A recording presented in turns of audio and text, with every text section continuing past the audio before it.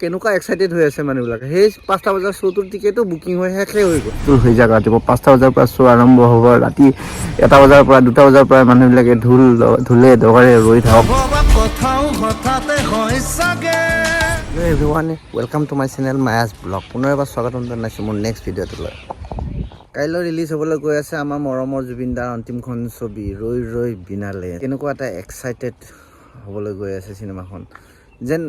এখন এখন চিনেমা নহয় এটা কালচাৰেল এক্টিভিটিজ যে জুবিন দা আমাৰ মাজলৈ আকৌ আহি আছে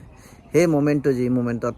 জুবিন দা প্ৰথম ওলাব স্ক্ৰীণত সেই মোমেণ্টটো ভাবিলেই মানে এটা কিবা বেলেগ ভাৱ এটা জাগ্ৰত হৈ যায় জুবিন দা আকৌ আমাৰ মাজলৈকে আহিব কথা ক'ব গান গাব খোজ কাঢ়িব কেনে এটা শিহৰণ জুবিন দা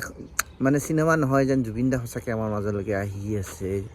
মানে ঘূৰি আহি আছে তেনেকুৱা এটা অনুভূতি এই মুহূৰ্তত আমি অনুভৱ কৰিছোঁ আৰু খুবেই এক্সাইটেড হৈ আছোঁ চিনেমাখন চাবৰ কাৰণে ইতিমধ্যে আমি টিকেট কৰিলোৱেই কালি ৰাতিপুৱাৰ ভাগত টিকেট কৰিব পৰা নগ'ল কিন্তু ৰাতি 9:45 শ্ব'টোৰ টিকেট আমাৰ বুক হৈ আছে গতিকে আমি গোটেইকেইটা আমাৰ পৰিয়ালৰ আটাইকেইটাই যাব চাবৰ কাৰণে আৰু আমিও এক্সাইটেড হৈ আছোঁ যে চিনেমাখন আমি চাবলৈ পাম জুবিন দা আকৌ আমাৰ মাজলৈকে আকৌ সেই একেদৰে আহিব আমাৰ মাজত থিয় হ'ব খোজ কাঢ়িব কথা পাতিব মানে বেলেগ ধৰণৰ এটা এক্সাইটমেণ্ট জুবিন দা মুঠতে জুবিন দা ইতিমধ্যে চিনেমাখনে কেইবাটাও ৰেকৰ্ড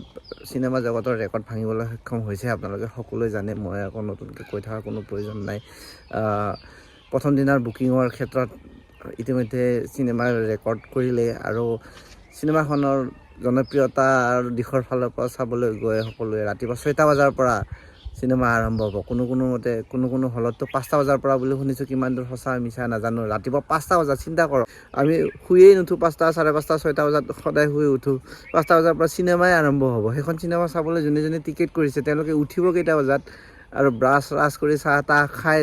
চিনেমাখন চাব যাব ৰাতিপুৱা 5টা বজাৰ পৰা যদি হয় চিন্তা কৰক কেনেকুৱা এক্সাইটেড হৈ আছে মানুহবিলাকে সেই 5টা বজাৰ শ্ব'টোৰ টিকেটো বুকিং হৈ শেষে হৈ গ'ল গতিকে কেনেকুৱা এক্সাইটেড হৈ আছে চিনেমাখন চাবৰ কাৰণে আমিও এক্সাইটেড হৈ আছোঁ আশা কৰোঁ জুবিন দাৰ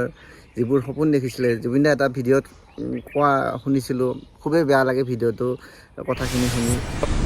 আজি 3 বছৰ হ'ল ভাবি আছোঁ ঘৰটো বনাম আজিলৈকে বনাব নোৱাৰি পইচা পোৱা নাই এতিয়া আপোনালোকে পইচা দিলে মই ঘৰ বনাম আৰু খুবেই দুখ লাগে সেই কথাখিনি শুনিলে আৰু এই কথাখিনি ইমান বেয়া লাগে যে মানে জুবিন দাই ঘৰ বনাব পৰা নাই